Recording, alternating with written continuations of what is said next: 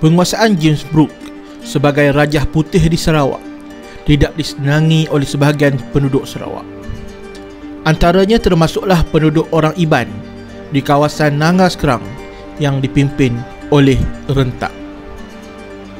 Nama sebenar Rentap ialah Libau Anak Ningkan. Beliau merupakan seorang pemimpin orang Iban di Sungai Sekerang, sebuah kawasan penempatan Iban di Sarawak. Gelaran Rentap bermaksud penggoncang dunia. Kata-kata semangat yang diungkapkan oleh Rentap iaitu Agi hidup, agi ngelaban, bermaksud selagi hidup, selagi berjuang, telah menjadi semboyan perjuangan rakyat zaman berzaman. Sebab penentangan. Kehadiran James Brooke di Sarawak pada asalnya adalah untuk menghapuskan penentangan orang Sarawak terhadap Kesultanan Brunei yang menguasai Sarawak. Pembesar Brunei telah meminta bantuan Brooke bagi menghapuskan penentangan tersebut. Semenjak itu, tentera Brooke telah memerangi orang-orang Iban yang dianggap sebagai pemberontak dan lanun.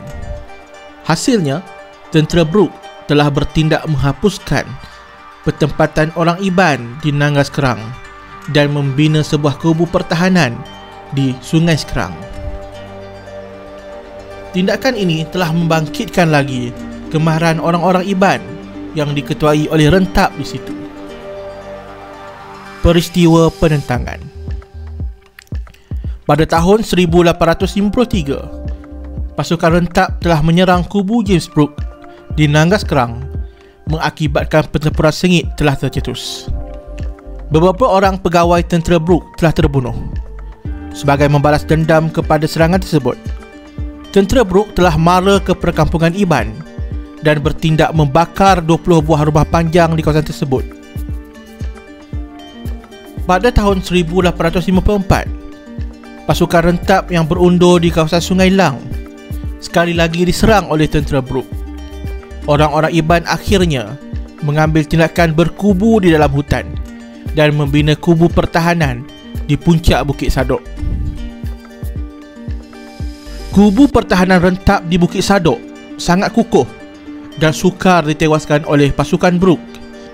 Mereka telah membina benteng pertahanan menggunakan kayu belian yang kalis daripada tembakan peluru dan meriam.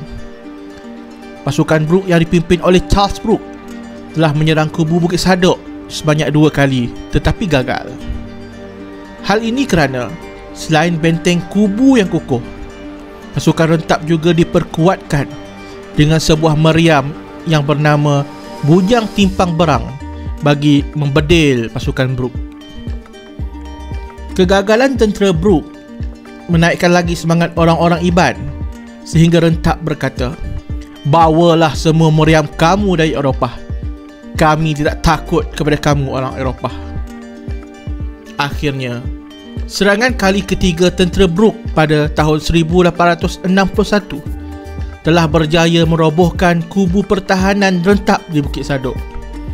Pada kali ini, pasukan Brooke telah membawa sebuah meriam besar yang bernama Bujang Sadok. Rentap dan pasukannya terus berundur ke kawasan pedalaman di Ulu Entabai.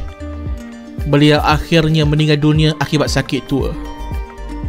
Kisah perjuangan Rentap dan pasukannya telah membuktikan betapa tingginya kepahlawanan masyarakat orang Iban dalam mempertahankan maruah bangsa dan tanah air.